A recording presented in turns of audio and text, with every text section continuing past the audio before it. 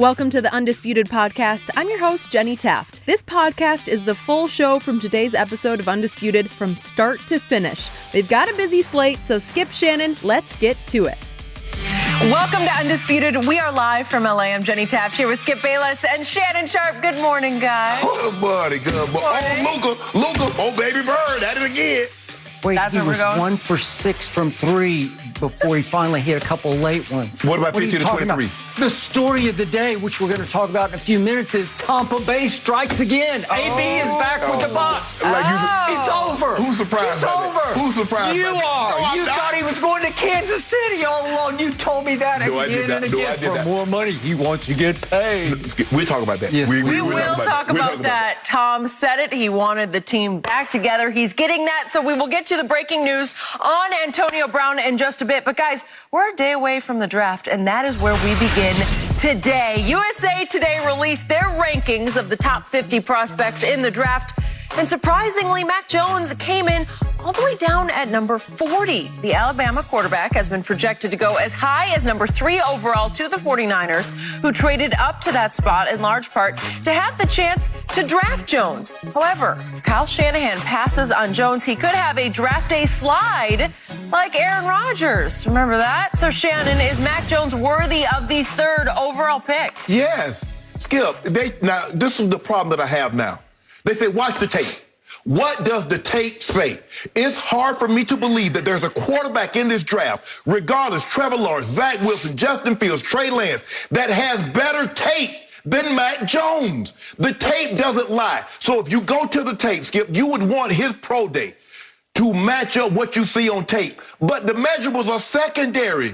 Okay, so he's not 6'4", so he's not 230, so he can't throw the ball 70 yards, so he can't jump 40 inches. Who cares? The goal line is on the ground. Can he step over that? That's all I need to know. Does it have a 1-inch vertical? Because if he can get the ball into the end zone. Watch the tape. What does the tape tell you? The 3 most important things for me when I look at a quarterback: how accurate is he? How quickly can he process information? How quickly can he get the ball out of his hand? Anything other than after that is icing. Skip, look, I don't know if you don't really like cake, but bundt cakes. But I like bundt cakes. If you put icing on it, I'm not going to throw it in the trash, but it's not a must-have for me. Anything that comes after those 3, accuracy, processing information, how quickly does the ball come out of his hands, is secondary to me. So what, he can't outrun Justin Fields or Trey Lance? So what, he can't throw the ball as far as Zach Wilson or Trevor Lawrence? Now you're going to say, oh, he's a 40. Skip, can someone tell me the difference between the season that Joe Burrow had, although statistically we know Joe Burrow had a better season than what Mac Jones did? Joe Burrow had 1 great year, and he went number 1 overall. Because everybody said, watch the tape. And when I said, well, hold on, Skip. You know, Tua had 3 years. Yeah, he's been hurt, but he got 3 years of tape. Your guy was terrible the last year. This year, he's been exemplary. Yep. Same thing with Mac Jones. Is that they're trying to find, don't overthink it, Skip. Because I know what people are starting to do. They're looking at Zach Wilson. They're looking at Trey Lance. And, man, you give them if they'd had some talent. If they'd had Mac Jones talent, if they'd had Trey Lance talent, the last time that happened, they got Chicago in trouble. Now, the tape said you should have took Deshaun Watson. But you tried to overthink it and took Mitchell Trubisky because you said if he had the talent that Deshaun Watson had around him, he would have been equally as good. So what'd you do? You traded up 1 spot, mortgaged everything, and you could have just stopped right there where you were and took Deshaun Watson or took Patrick Mahomes. Sometimes, Skip, you talk yourself out of things. Mac Jones' tape is plenty good enough. Because I give you another guy, Skip, a prime example. Look at Joe Montana measurables. Joe ain't have no measurables, but what could he do? That ball came out quick, it came out accurately, and he could process information. Simple as that. And by the way, just like Tom Brady at Michigan, Yes. Joe Montana couldn't keep the job. He kept losing the job, regaining it. And I remind everybody, Tom Brady, for the first 7 games of his senior year at Michigan, was forced to split time with Drew Henson by Lloyd Carr, the coach. Just for the record. Yeah, and Skip, you remember Joe's senior year. He told you everything you needed to know about the University of Houston when he won that bowl game. I was there. I was there. It was like 40 below wind chill. And just like Tom. They shouldn't have played the game. Just like Tom against Alabama, Skip, the last game of the season, he should have told you everything you need to know about him. Well, He needed chicken soup at halftime because he was suffering hypothermia. Joe Montana. Joe Montana did, yes. Okay. All right, back to the question at hand. In all my many years of studying NFL drafts, never, ever, ever have I seen or encountered a draft with more conflicting opinions on quarterbacks or on all of the above, receivers, defensive players, with more wild disagreement in mock drafts than I have in this one. I think it's because of, Skip, the pandemic. You got no medical. You had no official. You know, Skip, you know how they go to the combine. Everybody was there pro day. It's unofficial this, unofficial that. No one-on-one interviews. Okay. You couldn't bring the guys in. So I think that's why we see the range. But, Mr. Sharpe. Yes. I believe that you are dramatically overrating Mac Jones simply because of one man and one man alone, and that is the man who coaches the San Francisco 49ers. Without Kyle Shanahan, or maybe Mike, your former coach in Denver, and the father and son, Mike and Kyle Shanahan, without those two, I believe Mac Jones wouldn't be rated more than a second-round prospect. It took off. The runaway media train took off because it was reported early on in the draft process that the Shanahans were infatuated with Mac Jones. It was reported, and by the way, Kyle backed it up and validated it 2 days ago in his media session that he did, that yes, we had our sights on one man when we made the trade to trade up from 12 to 3. It was a shocking trade, maybe as shocking as any I've ever seen ahead of a draft, because he spent the next 2 years number ones to go from 12 up to 3. Correct. It was a huge price to pay. Very steep. When I told you the first day out of the box, wait a second, they didn't go to 2, they only went to 3. So the Jets have been not just penciled in, they have ink penned in, they have been engraved in stone with Zach Wilson for 2 months. I've never seen anything like it. And I don't know why, but that's what they say they're going to do. And I guess people could be right. They better be right for the Shanahan's sake, because you don't want them to focus in on, I don't know what they're doing right now. You don't want them to switch to Justin Fields at the last second, and then the Jets take Justin Fields, because it's going to leave them in the all-time lurch at number 3. But Kyle admitted, yes, we had focused in on one player.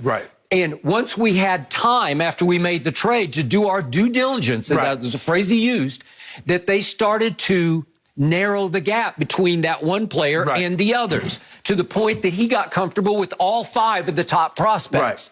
Okay, I got that. But now we get back to Mac Jones. I hear everything you say. I watched all those games, and my eye test told me he played at a supremely high level, because you can't not think that. But then, as I thought about it, as I read the people I believe in the most ahead of drafts, it really gave me pause. And what cemented it for me today was USA Today came out with their top 50 players that they rank. And I don't know Michael Middlehurst Schwartz all that well, but he's been doing this for a few years. And I respect his takes on these things. So his take was this, and this really hit home to me, that when everything clicks for Mac Jones, oh, by the way, I'm sorry, I left out the punchline. He ranked Mac Jones 40th of the top 50 prospects. He's just doing it in a vacuum. If you just rank the prospects in a vacuum. And by the way, he had Trevor Lawrence number 1. He had Justin Fields 5th. He had Zach Wilson 6th on his list. Trey Lance was 17th. Mac Jones was 40th. Okay, so here's the blurb that caught my eye and hit me in the heart. When everything clicks for Mac Jones, he regularly settles into being a decisive and very productive distributor of the ball. And I agree with that, because he was surrounded with arguably the greatest weapons anybody's ever had. You say, well, so was Joe Burrow, but this was something that he had, because when you have Najee Harris as your safety valve, as your check down, he is so good at catching and running with the ball. It's going to help your stats. It's going to help improve that 77%. And the USA Today goes on to say, but it's hard to tell whether he can provide an actual spark as an offensive catalyst as he was seldom faced with being out of his comfort zone in Alabama, because you know and I know it was arguably the best offensive line, so he had the best protection. Yeah. And he had the Heisman Trophy winner at one receiver, right. And for a while he had Jalen Waddle at the other, and you can just keep going down the line. But he had Najee Harris as his safety valve. So the point is that as I go to Lance Zierlein of NFL.com, who's been doing this for years, and he is really good at this, he's got all kinds of issues with Mac Jones, and he's breaking down hardcore tape. And here are his negatives on Mac Jones that he considers in the end a good backup to low-end starter potential, okay? And remember, you're talking about the third pick in the draft. Okay, here are the weaknesses from Lance Zierlein. Very thin lower body and struggles to fight off rush contact, because there's not a lot of rush contact that he had to face very often. So how was Tom Brady's lower body? How they called Joe Montana chicken legs.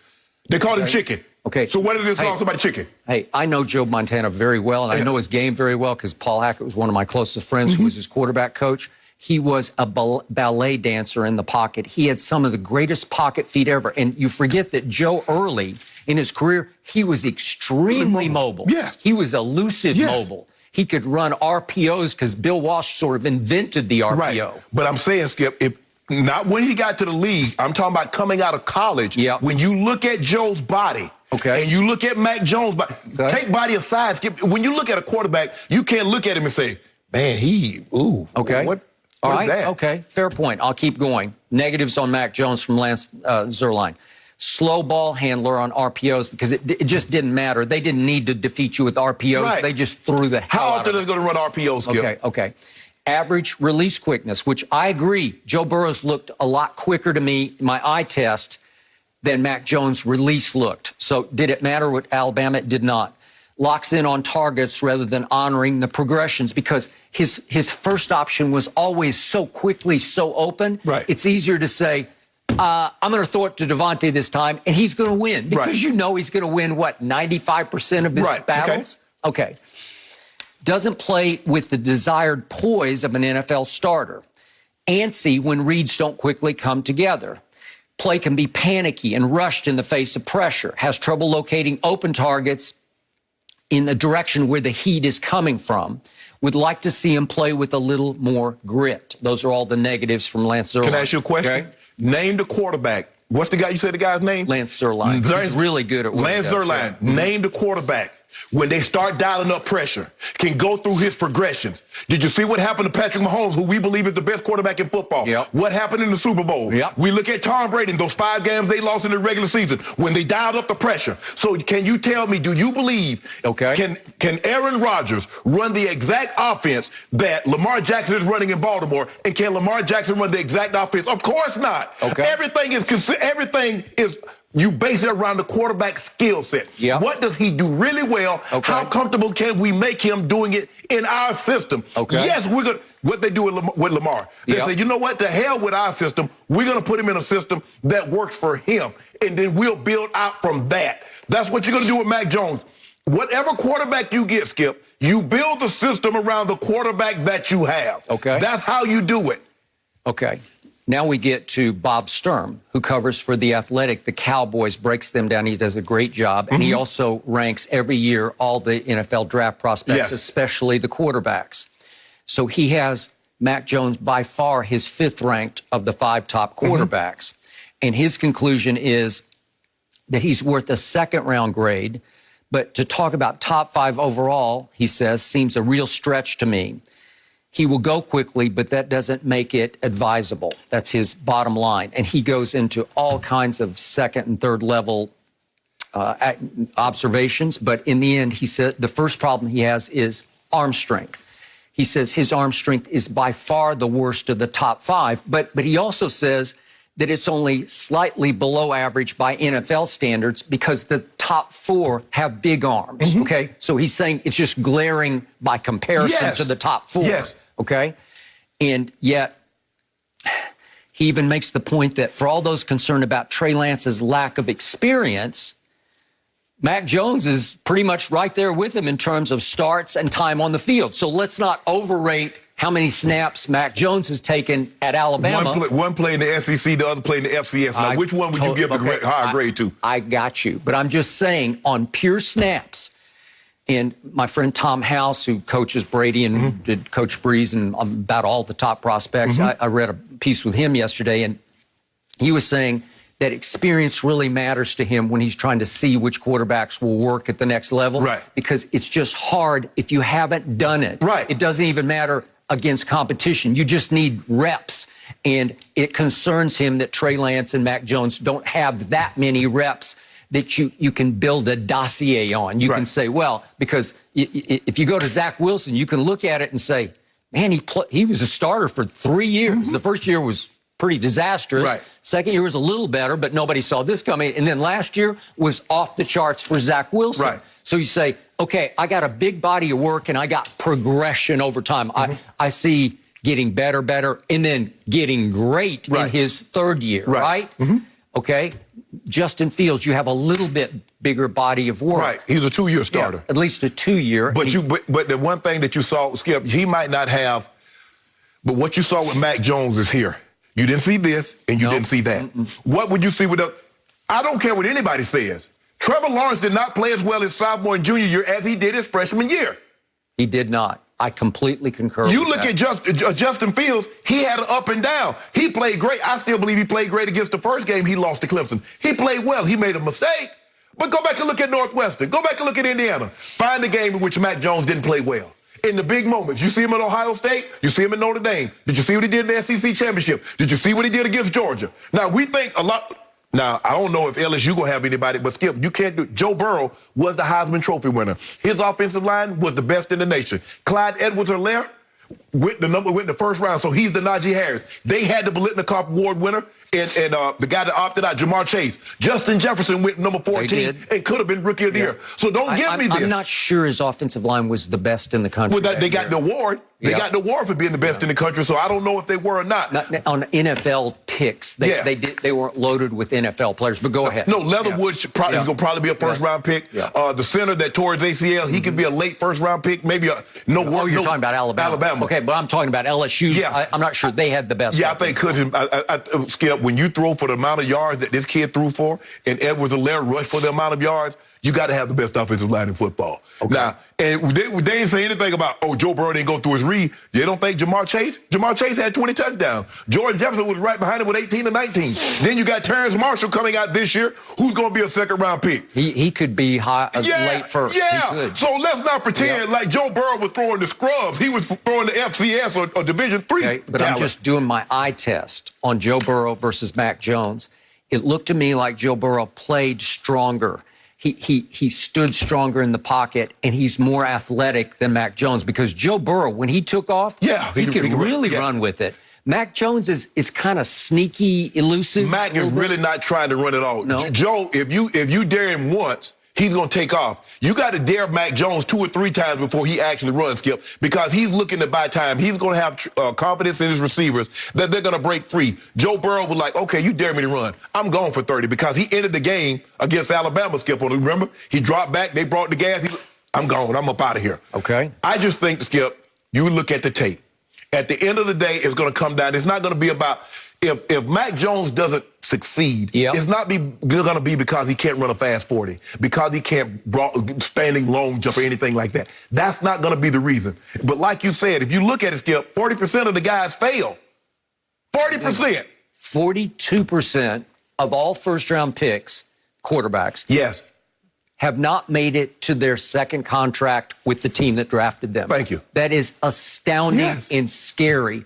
That shows you this league, for the most part, has no idea what it's doing when it comes to picking quarterbacks. It doesn't. Skip, there were some GMs that really had Ryan Leaf ready to head of Peyton Manning. Now, how wrong are they? I told you, the one big mistake I ever made drafting, and it's the last time I made that mistake was, I just spoke of Paul Hackett, but he was the head coach at USC, and I knew all of his staff, Dennis Thurman, one of his defensive assistants, and I talked to them about Ryan Leaf because he had beaten their tails twice, and they were in awe of him.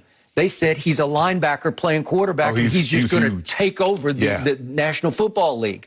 Well, but now it comes down to what my other friend Tom House talks about. It's all about what's between your ears. How can you process information? Okay? Yeah, and how can you handle, what are your intangibles? The adversity. I think Justin Fields has extremely high intangibles because he's handled a lot of adversity. Yes. And I'm talking about physical and mental adversity. Yes. And when he got his ribs cracked against Clemson later in that game and just kept on keeping on, he showed me a lot of grit, a lot of toughness mentally and physically. So the point is, it comes down to this. And I do think Mac Jones has a lot of this. But the question is on Mac Jones is he Steve Nash? Is he the two-time MVP winner in 7 seconds or left D'Antoni's offense, where he's surrounded by shooters and talent, and all Steve Nash is great at doing was getting the ball to the right place at the right time. But if you took Steve Nash out of that and put him in a vacuum, if you tried to make him the go-to guy for another team that wasn't built that way or sort of tailored to He wasn't the Steve Nash in Dallas that we saw the Steve Nash in Phoenix. Because he's 6'3"-ish. Yes. And again, he had extreme quickness, like kind of quicker than the eye kind of quickness that you couldn't really figure out. He wasn't Kyrie handling the ball, but he was pretty good handling the ball. He could shoot. He could shoot. But I wouldn't call him a great shooter, but he's a very good shooter. But he had Amari Stoudemire, who was an All-NBA that was filling the lane. And like you said, he had three-point shooters. He had three-point shooters, so he could distribute the ball great. And it made him was he back-to-back or two-time? Two-time, I think back-to-back. Yeah, back-to-back MVPs. Yes. Okay. Is there some Mac Jones operating in the Nash concept? Right. Man, I'd be afraid if you ask Mac Jones to be that guy, to make that play that wins that game for you, that leads your team to the Super Bowl, I don't know if he's capable. I don't know if he's more of a product instead of the instigator, the catalyst, the reason for being for Alabama wasn't just Mac Jones. Obviously. Oh, yeah, this was, no. Okay.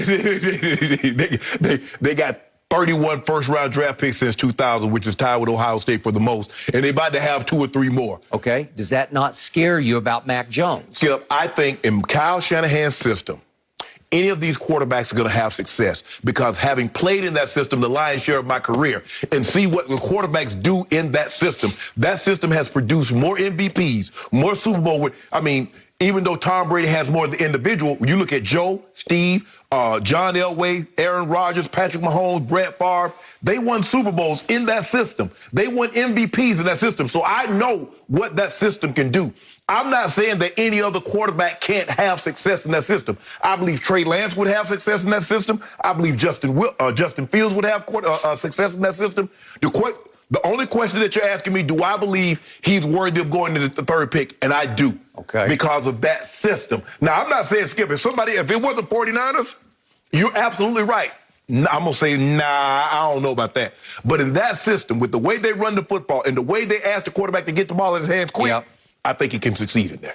Bob Sturm, The Athletic, concludes that Trey Lance would be a better fit in that system because the ceiling would be so much higher. Oh, you can definitely do more with him. He's 6'4", 225, and he's so careful with the football. His big thing was he didn't turn the ball over. Right. The knock on him was he was too cautious with the ball because he can throw it and he can absolutely run it. And so the prospect of having Trey Lance in Kyle Shanahan's system that is run-based already to run RPOs, that it would be devastating because it would be so difficult to defend because he could hurt you also. But, Skip, in order to be great, you're going to have to take risks not throwing the football. You can't just check the ball down. You just can't check it down and Okay, I got it. Because that was the knock on, that was the ceiling on Alex Smith. He was unwilling to take those risks that you see the other quarterbacks are willing to take and get that maximum reward. I ask you, is Mac Jones that much better than Alex Smith? I don't see it.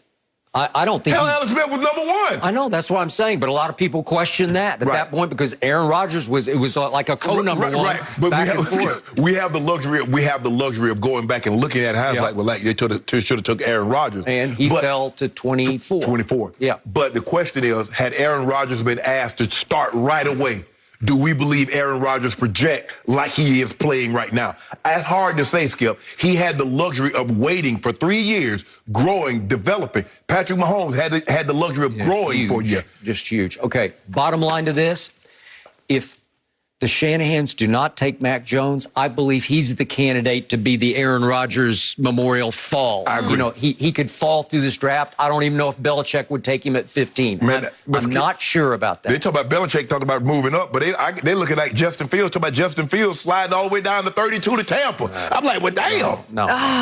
It's crazy. And how many days we've been talking about this, and we are a day away and so many questions, but that's what makes the draft so interesting. No mercy. Tom Brady and the Bucs really are bringing the whole band back as they look to make a run at another Super Bowl. Antonio Brown is the latest free agent to return to the team after reportedly agreeing to a one-year deal worth up to $6.25 million with $3.1 million in guaranteed money. AB joined the Bucs midway through last season and caught a touchdown in Tampa's Super Bowl win over the Chiefs. Shannon, how surprised are you that AB is going back? I'm not surprised at all. It's a incentive-based deal, Skip. It's 1 year. Basically, that's what he's going to have to play for now. Basically, Skip, you behave, you get paid, you act a fool, you lose. It's as simple as that. Nobody's going to trust him because what they've seen over the last couple of years when AB has guaranteed money, I'm talking about he knows he's going to get his money no matter how he acts out. So now what they're going to do, Skip, they probably gave him $1 million, maybe $1 million to sign, and all the rest of it is roster bonus. If you're active, you're on the roster, you get money. Every time you're on the active roster, you're going to get money, AB. So here's an incentive for him to pay, to behave so he can get paid. Skip, for me, I look at it, I don't know if anybody was willing to give AB $6.5 million fully guaranteed because they can't trust him. Skip, when I was in college, the guy used to ask Coach Davis, Coach, you always let Sharpe do this. You always do that. He said, because I trust him. You can't trust him. He's a phenomenal talent. Unbelievable. He still can play. Maybe he's not an explosive AB as he was 3-4 years ago in Pittsburgh, Skip, but he's still a very good football player. But can you trust him? The contract says no. The contract says no, Skip. They didn't get, hold on. Now, all these other big-time receivers that they got paid. They got $16, $18 million. They got $30, $40 million guaranteed. He got 3.1 guaranteed. AB got damn near 1,000 catches. AB is led the league in receiving, all Pro Bowls. That tells you something, Skip. When they don't give you when they don't give you that guaranteed money, that's telling to me. So I'm not surprised he went back because I'm not so sure he could have found an any better deal anywhere else. Kansas City probably had a very similar deal, but I know Tom. I love playing with Tom. I love my teammates that we just won a Super Bowl with, Skip. So it's not a surprise to me that he went back there because I believe he got very similar money. Yet I thought you told me that you anticipated he would sign with Kansas City just because they had more money to offer. No, but they had more money to offer, but if you give it to him in the same package, what is it, Skip? Would you rather have $1 million in one or $1 million in 20s? Hell, it's still $1 million. So that's what it was. That's what it was, Skip. Yes, they had more money, but they were going to give him basically the same amount of money. Okay, so the figures I have are $2 million to sign with Tampa, re-sign with Tampa. 3.1 of the total guaranteed, 6.25 if you get all the rights. Right. I told you from the start, my gut feeling was he would return to Tom Brady because Tom Brady butters his bread the way nobody's ever really buttered his bread as far as trying to make he helps keep him in line and keep him in the rotation because when I look at the numbers, so AB played 11 games with Brady last year, started right at midseason, as you know. He averaged 7 targets a game. That's pretty great when you have this many receivers, right? That's what you mean. That's pretty great. So Brady project that over 16, Skip. He all but force-fed him the football. So AB knows my guy is going to take care of me sort of on and off the field. Yeah, with that, Skip, that's projection over 100 balls a year, catches, with that many targets. So for me, Brady strikes again. And I swear, it's like Tampa, or as I call them, Tampa Bay, is the only team operating without a salary cap because I don't know where they get all the money. It's like a bottomless pit. Just when I think it's used up or they hit bottom, they find more money. What's Skip, the thing is that when you guys they get market value, but they don't go above market value because you got to realize Shaq Barrett didn't get an Aaron Donald or Khalil Mack or Joey Bosa or a Myles Garrett type deal. Okay. Now, that would have been a different situation. You saw what those guys got. So he got good pay, but I think he was comfortable. He's in Florida. He's like, we winning, no state tax. I ain't going nowhere. Okay. And I remind you, it all started with Tom Brady's cap hit going into next season. It's $10.5 million. Right. 10.5 is nothing. That ranks 109th in the NFL right now. 109th? Right. So that opens the floodgates. Yes. Where they didn't just re-sign 90% of their potential losses. Right. They re-signed every single player, everyone right down the line. It goes Shaq Barrett, Levante David, Sue, Gronk, Leonard Fournette. They tagged Chris Godwin. They even brought back Ryan Suckup, who was just deadly in the playoffs. As you know, he's the best kicker in the playoffs. Yep. Aaron Stinney, who started at left guard in the Super Bowl, but is now back to being a backup. They re-signed him. Kevin Minter is a good player. They re-signed him. They re-signed everybody, and they added Giovanni Bernard as their icing on the bun cake. How about that? He's the icing on the bun cake because he is You still... don't even like cake. He is... I used to when I was a little kid. I know bun cake, but I want icing on my bun cake because I thought bun cake was kind of sour tasting. Yeah, it is. I like it like that. Yeah, I like it. Chocolate chip bun cake. Would you eat it by itself? Yes. Oh. As a matter of fact, when I get home, I'm going to go straight to the shop and get me one. Really? Yep, piece Just of cake. because the power of suggestion? No, I like chocolate chip bun cake. Hadn't had it in a while, but I'm going to get me a piece. Bun cake. I'll Okay. bring you a piece back. All right. Thank you, but no thank you. But here's the point. Not only did they add Gio Bernard as their just third down back or whatever they need, just as he's just a luxury back. Okay. You can flip it to him on third down. He's got a little bit of James White going on because I still think he's got some sudden to him, even at an advanced age. So you brought back Leonard Fournette with Ronald Jones. So you got your 1-2 combination, your thunder and thunder combination.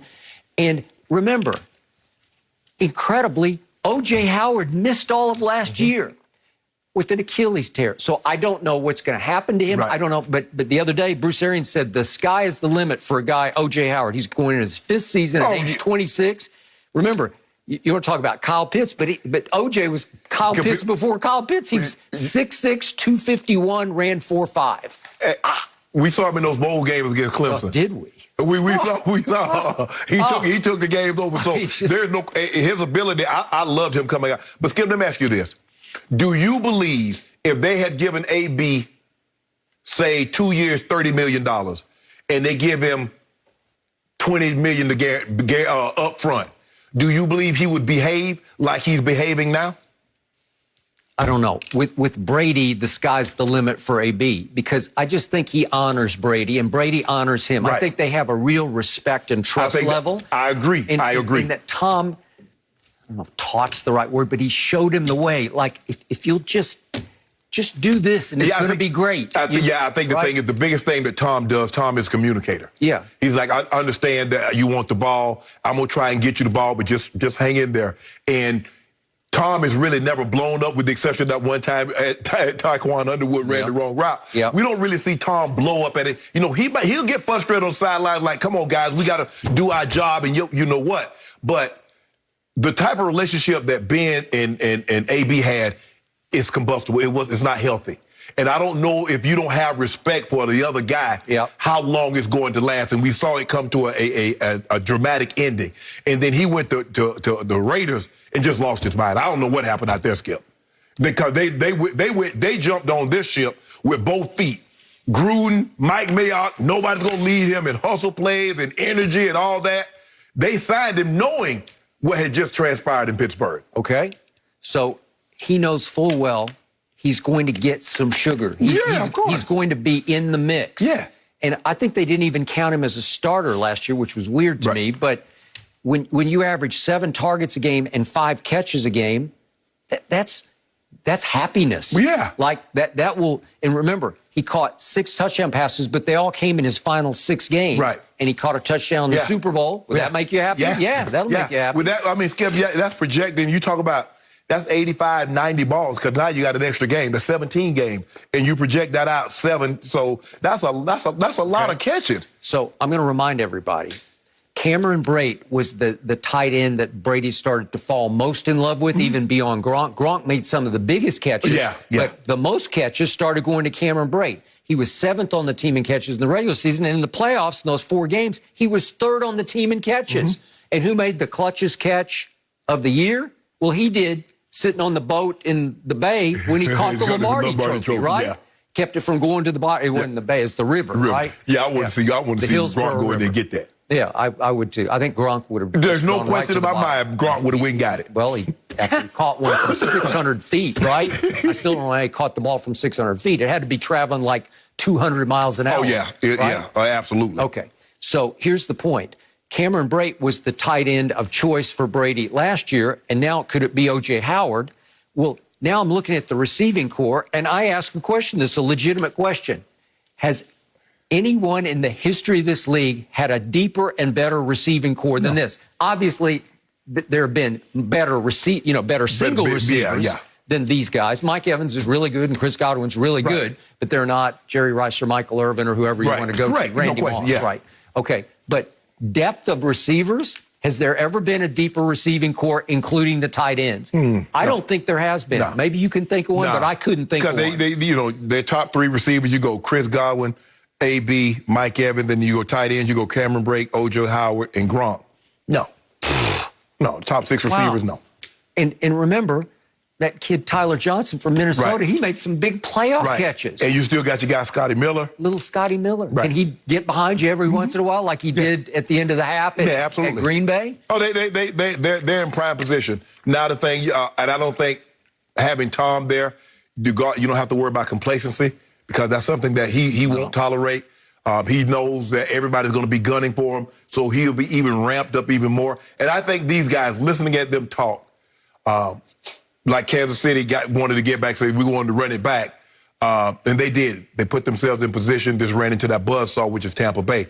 Tampa Bay will be in the same situation. Teams got their work cut out for it dealing with Tampa. So are you ready now to say that Tampa should be the favorite, if not prohibitive favorite? I've always felt the team that won the Super Bowl, if they don't lose too many of the key guys, they should be the favorite. I never understood. We beat Green Bay, Skip, and then somehow the next day I woke up, they were favored to win next year. So I think, how? Did the game not happen? I was like, am I dreaming? I had to run downstairs and look at the trophy to make sure we had it. So, yes, I'm surprised that Tampa is not the favorite to win the Super Bowl because I believe they should be. I'm trying to remember what happened to Brett Favre and company in '98, which would have been the next year because Atlanta wound up in the Super Bowl. The T.O., he caught it. He caught it. He caught it right down the middle. It was T.O.'s breakout moment, right? Yep. He caught it, and then they ended up going to San Francisco. I mean, the San Francisco ended up going to Atlanta. Atlanta beat them, and then we beat Atlanta. Because Atlanta beat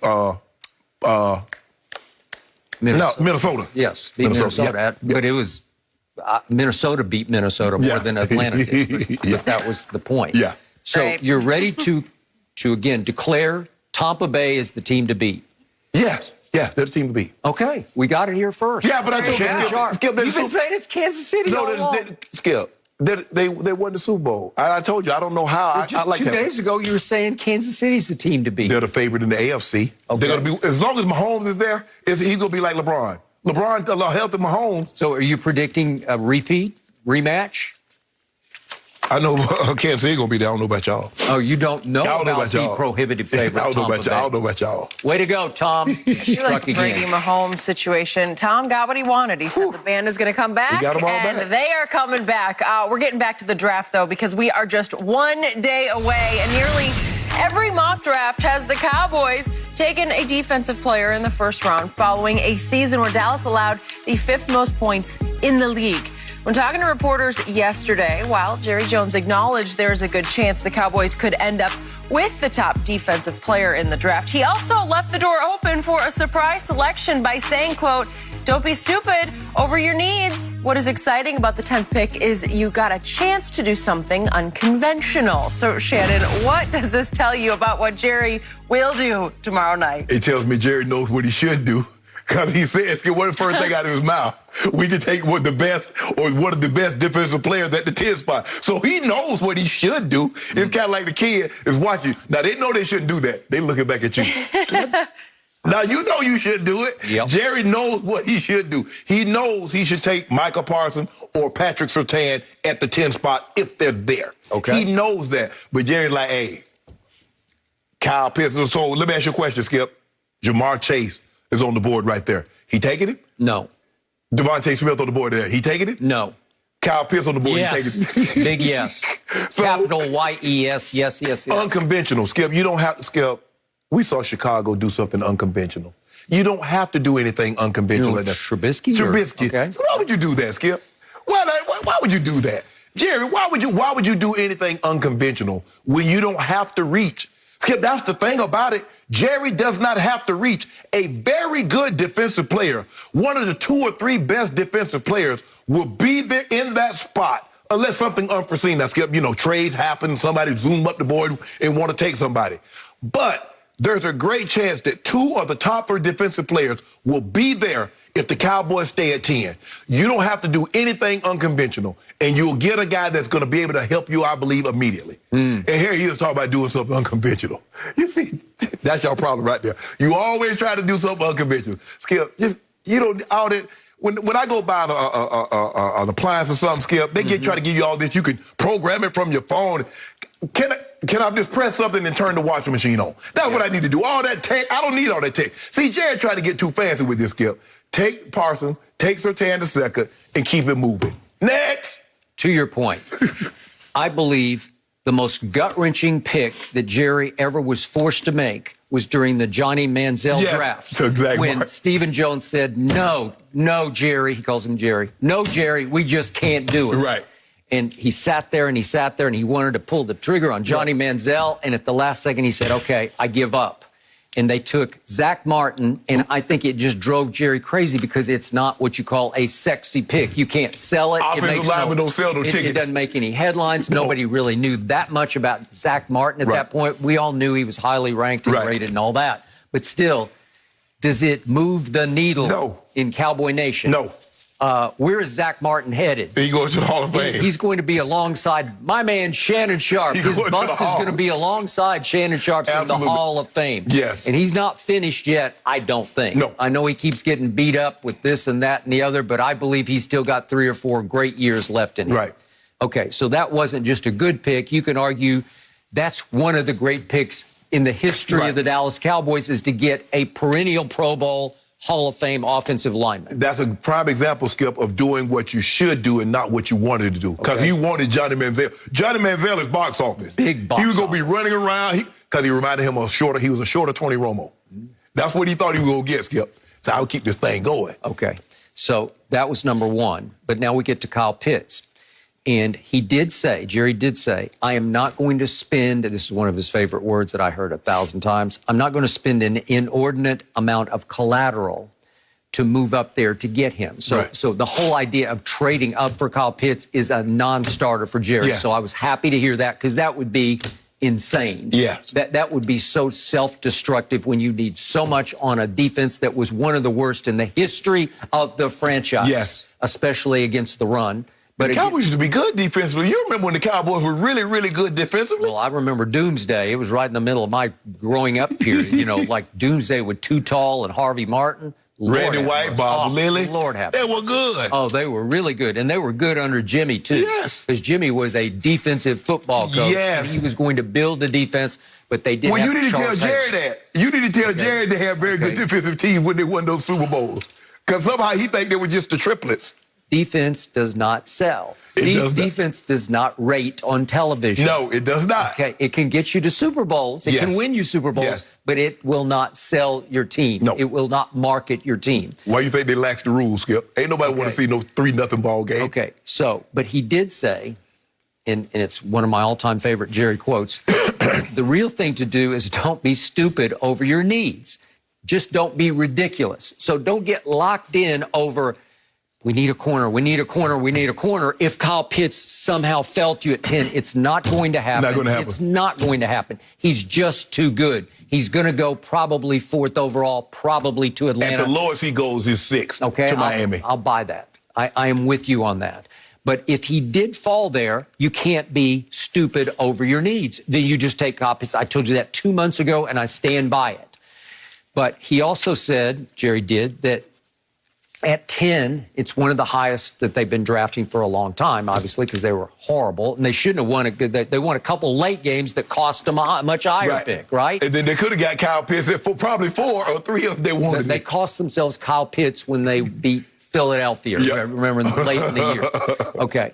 But he said, even at 10, you have the ability to do something unconventional. Well, now we're back to showman Jerry because he has to be the center of attention or he's not happy. Right. He bought this team to publicize himself. Right. Trust me, the reason in 1989 that he dived into the mix trying to buy this team from a lot of people who had way more money than he had at this point was because he was so bored in oil and gas. Right. He was striking it rich left and right, but nobody knew Jerry Jones. Right. And he's a showman by nature, and he wanted to be a celebrity. Yes. He wanted to turn Dallas back into Hollywood, Texas. Yes. And he did it. That's a good thing, Skip. He's a celebrity billionaire. That's what he is. Well, that's all he ever wanted. Because most billionaires want to stay in the background. They're kind of reclusive. They don't do a whole lot of talking. They don't do a whole lot of anything, interviews. But that's not Jerry. Okay. Yes, I did a TV show and a radio show.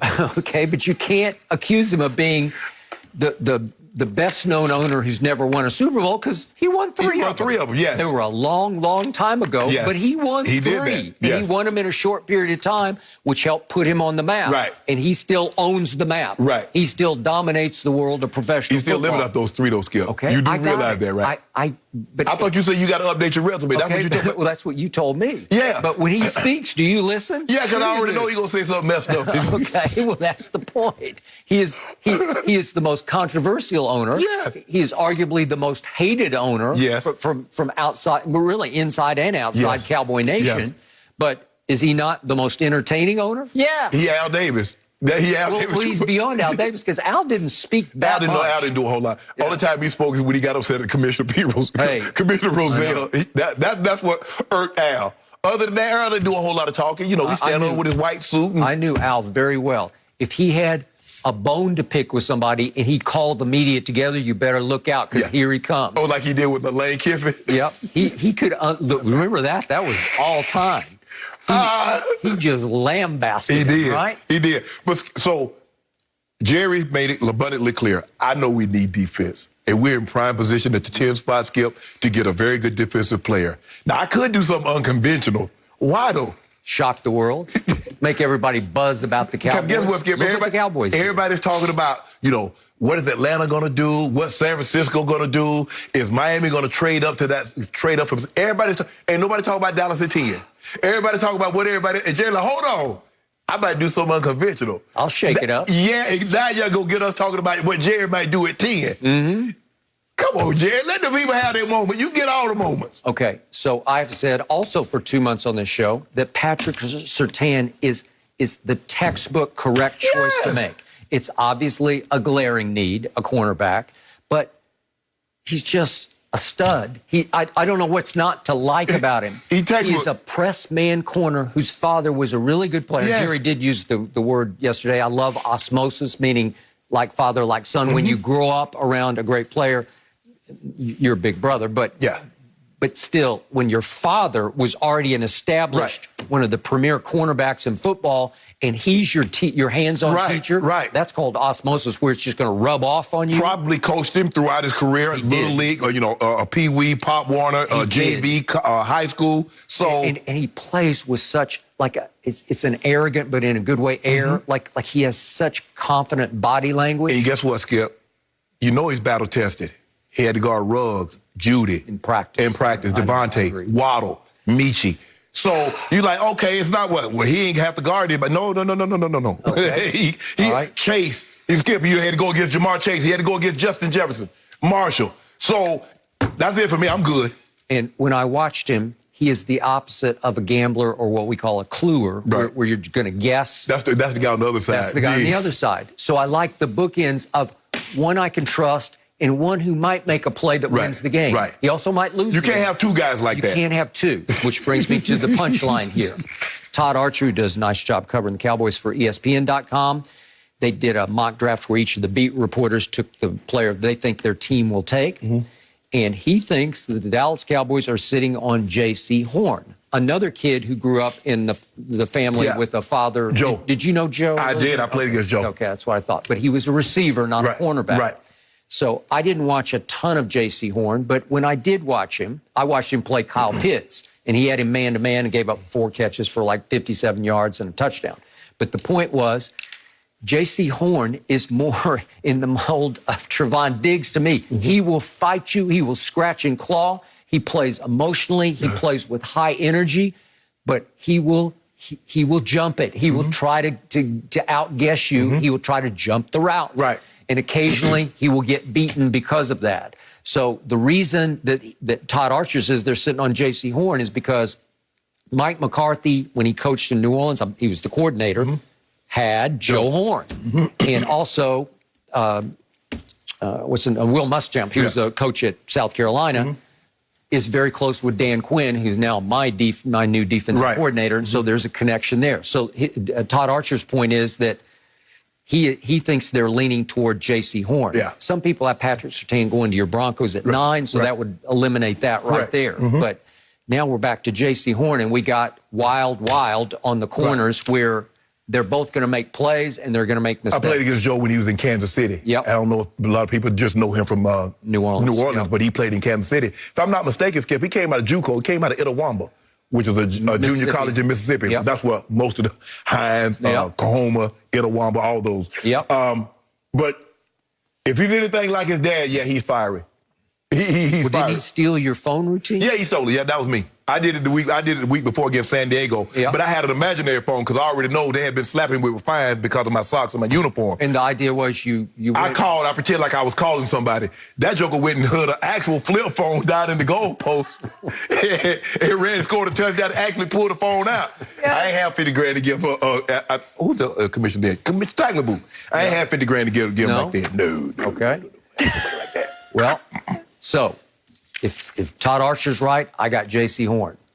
You like J.C. Horn or you want Pat Surtain? I want Pat Surtain. It's just one is. You've been talking about Pat Surtain for like 3 months, 4 months we're now. all and just shocked watch, they won't by what wind Jerry up does. I think either way, we're going to be shocked. It's Jerry. He always does something. That quote tells me everything about his mindset. No mercy.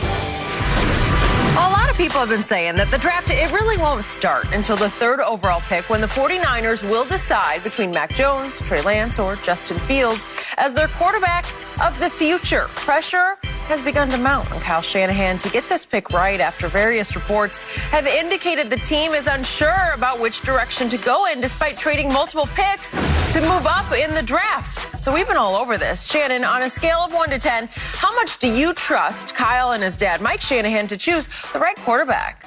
I believe whoever quarterback they choose, I believe it'll be the right choice. I trust him a 10 because I know what Mike Shanahan. He was my coach for a number of years, the lion's share of my career in the NFL, and I know Kyle. Been knowing Kyle, he's probably like 10, maybe a little younger than that, carrying the cord for his dad. He had Matt Ryan. Matt Ryan became an MVP, went to the Super Bowl. Jimmy G went to the Super Bowl. RG3, Rookie of the Year, won the division. RG3 has not looked the same since. Now, maybe an injury has a large portion to do with that, but I think Mike put the system around RG3 that was going to make him be successful if he'd just been patient. You look at what I think Kyle was the OC in Cleveland for a year. He was. And Brian Hoyer had his best year. So there's no question that Kyle Shanahan knows how to coach that position, and he knows what to do with that position, know how to call plays and scheme people. The question is, I think what they're asking, Skip, if he selects Mac Jones. Because I think if he selects Trey Lance or Justin Fields, everybody's going to be happy. The conundrum is Mac Jones, because they're like, hold on. A lot of what you said is that, man, look at those receivers that he was throwing to. Yep. Dude, he's about to have 4 first-round receivers. He's going to have 3 first-round, 4 first-round offensive linemen. Well, hell, he should be good. So for me, I trust Kyle. I trust Mike. I know Mike's going to have some input on this decision, but I trust ultimately it's going to be Kyle. Now, a reputation, this is about his job here. Because I don't know if you don't get the right guy with no first-round draft picks, Skip, for 2022 and 23. I don't know how you survive this. Now, he has, I think he might have got another extension. So he's straight. But this will be a hard pill to swallow for Kyle. He needs to get this right. Skip, they're trying to win right now. They don't have the luxury. And they probably, after sleeping on Skip, I'm not so sure I wouldn't keep Jimmy G. Because it's not like, Skip, we got to get this guy and we're going to be good in a year or two. Skip, they're built to compete right now for a title. Yep. And so how much do you trust a rookie, whomever it is, to come in and give you the best chance to win right away? But I trust Kyle and Mike Shanahan 10 to to get it right at quarterback. 10. Yes. Okay. This is a little painful for me, but I'm going to walk you through this because as much as I respect your love for the Shanahans, I've taken to calling you Shannon. I think we're myth-making to some degree when it comes to both of their abilities to take and make quarterbacks. So let's start with your man, Mike. And I have nothing but respect for him because he especially as a play caller, as a game planner, I'm not sure there's anybody much better this side of Bill Walsh than this guy. And he's sort of a product of the Walsh tree. Yep. Okay. So as you well know, Mike comes to Denver and inherits John Elway at age 35 after John had been to 6 Pro Bowls and 3 Super Bowls. Obviously, he had lost the 3 Super Bowls. But he was it. He was the reason they got to the 3 Super Bowls, and he was pretty much all they had and why they lost. Okay, so what does he do? He actually de-emphasizes the quarterback position because Terrell Davis falls out of the sky, Brady-esque, into your laps as a sixth rounder, just like Tom Brady.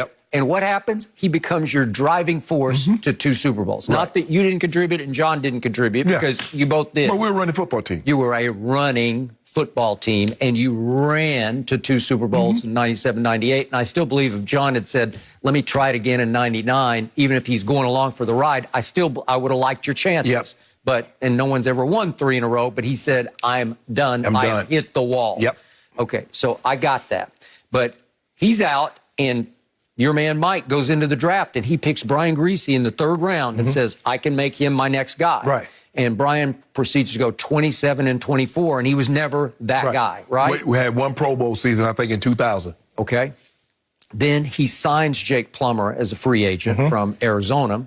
And Jake was pretty good in the regular season because you went 39 and 15, or they went 39 and 15. Yeah, I played 1 year with Jake. Played 1 year with him. And in the playoffs, not so great because he went 1 and 3. And the 1 was a big upset victory over Tom Brady at Denver, which used to be his house of horrors. And that was actually, Tom was going for the 3-peat that year, Skip, because remember, they went back-to-back. He was. Okay.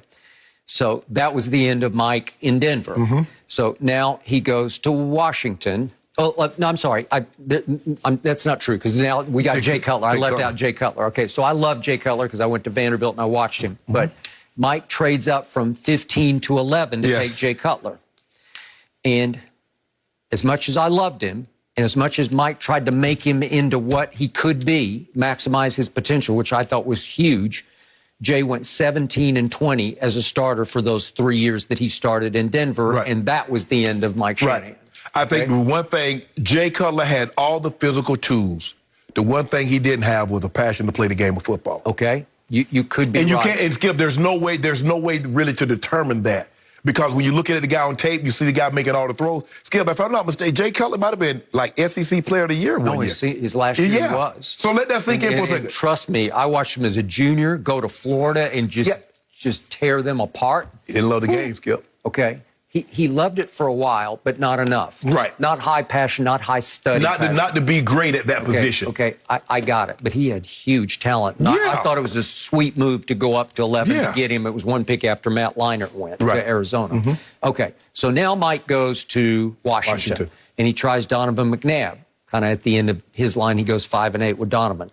Donovan as a starter. Then he tries Rex Grossman, goes 5 and 8. And then the owner wants to draft Robert Griffin III, and he wants Kirk Cousins. But he did say, okay, I'll take you. If you force him on me, I'll take him. The owner wanted Donovan McNabb too, but that's not here nor there. Okay, got it. All right, fair enough.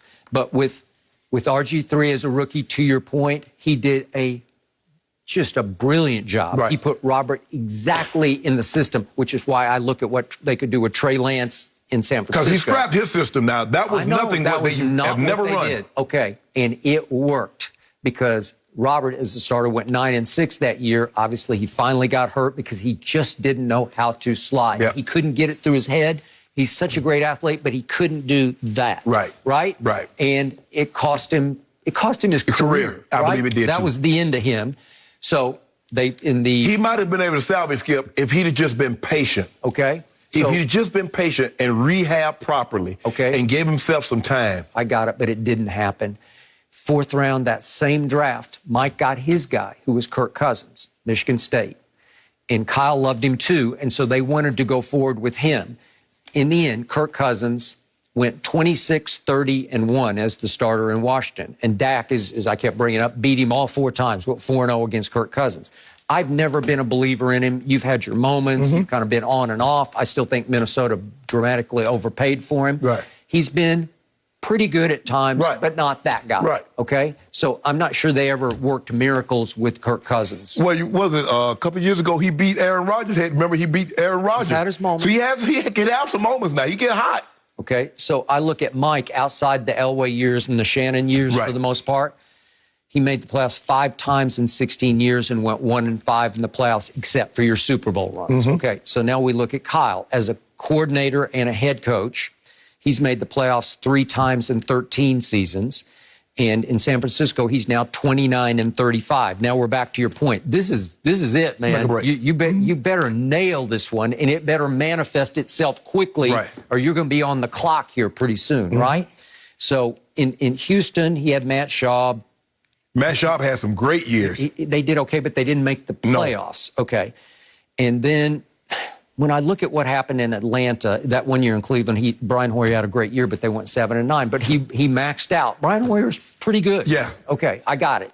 But then remember, Matt Ryan had made 3 Pro Bowls before 2016, and he did have the guy you call the best receiver in pro football in Julio, among other pretty talented receivers. And here they came, and there they went. And he wins MVP, and they make it to the Super Bowl.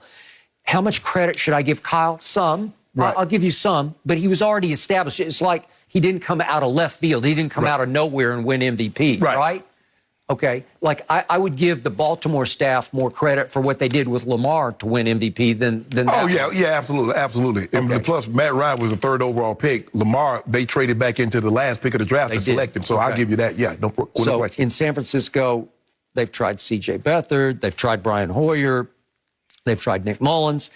And yet they did have Jimmy G fall into their lap. But did it work with Jimmy G? And I'm talking about work to win the Super Bowl, where they're in position to, but they couldn't close the deal because of Jimmy G. Yes. And now it feels like they're about to cut bait with Jimmy G, right? Yeah. I'm with you. It seems like, especially if you end up taking Trey Lance, really if you end up taking Mac Jones. Anybody. You might want to keep him for the 1 year to get you through the night and get the kid a little readier to get thrown into that fire. Skip, all the guys that you mentioned, I mean, for the most part, Skip, when you look up until a couple of years ago, probably like the 2000s, you couldn't win the Super Bowl if you didn't have a Hall of Fame quarterback. Yeah. You look at the 60s, the 70s, the 80s, there was no guys just popping up out of nowhere. All those guys from Starr to Staubach to Montana to Bradshaw, Skip, they were MVP. They was in the Hall of Fame. Yep.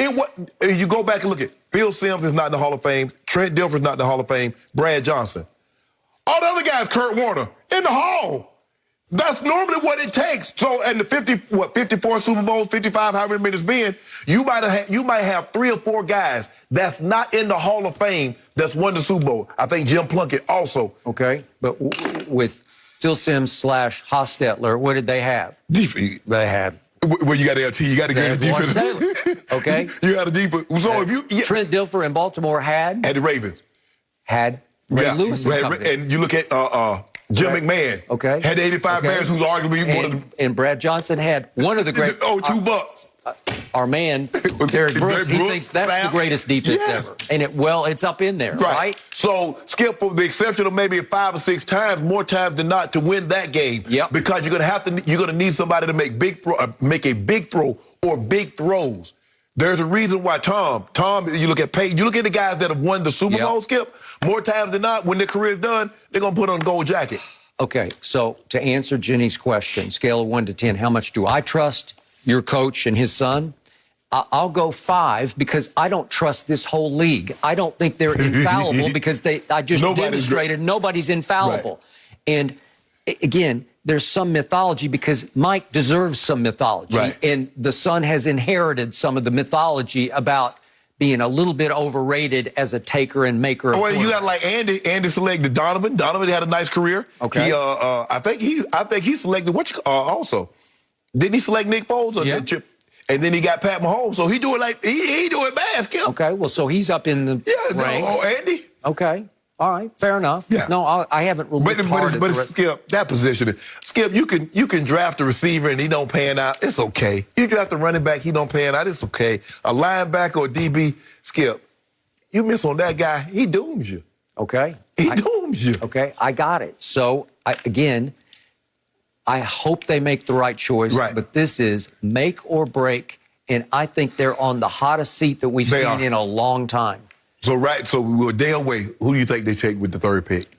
Today? Yeah. I only know who I would take. You take Trey Lance. I would take Trey Lance. And I also think it's smart because if you take Trey Lance because he's FCS, like lower class football, it buys you some time because your fandom will say, boy, he's really talented, but you got to have patience with him. They'll have more patience with the Shanahans if you take Trey Lance. If you take that guy on the far left, that guy, again, from what I read, the San Francisco fandom, they don't like him to start with, but they're going to say, show us then. And they're going to want him to be the starter from day one. Up until I heard Kyle talk, I was 1,000% certain they were taking Mac Jones. Now hearing him talking about it's getting closer and they're reevaluating, he got me paused that he might move in a different direction. No mercy.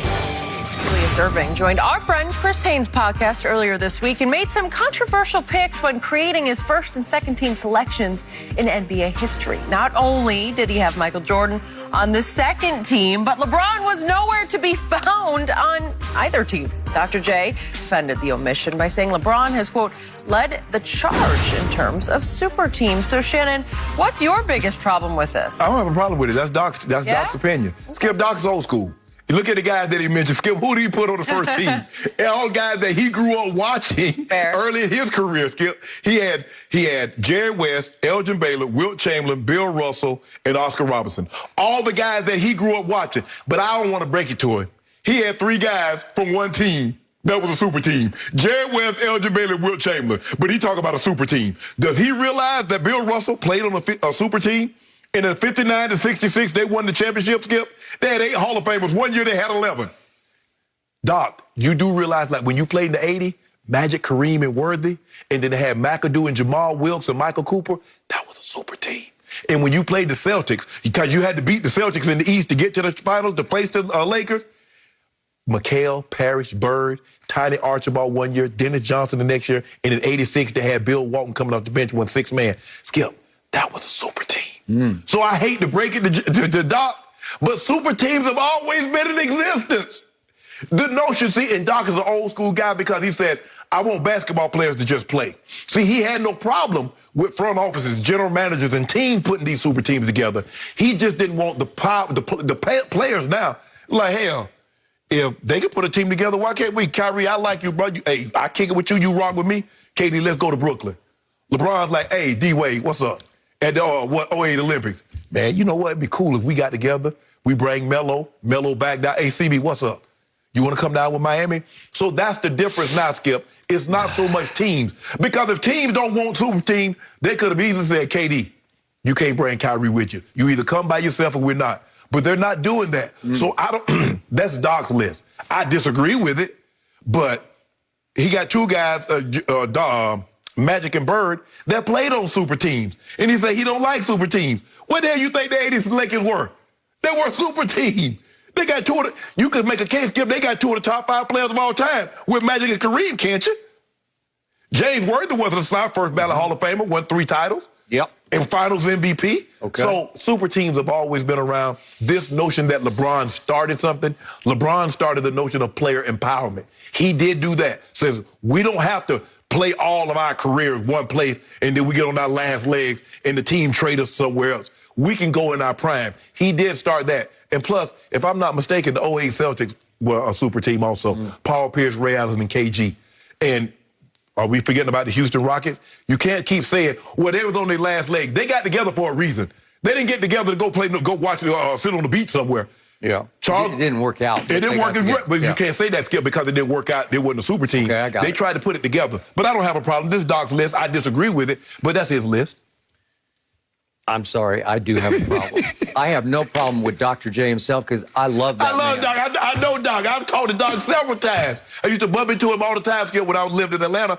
I bumped into him all the time at the mall, and we ended up talking 10, 15, 20 minutes. He handles himself with such grace and class and dignity. He the doctor. He was, for me, what Michael Jordan was to the young guys. Before Michael Jordan, Dr. J was it.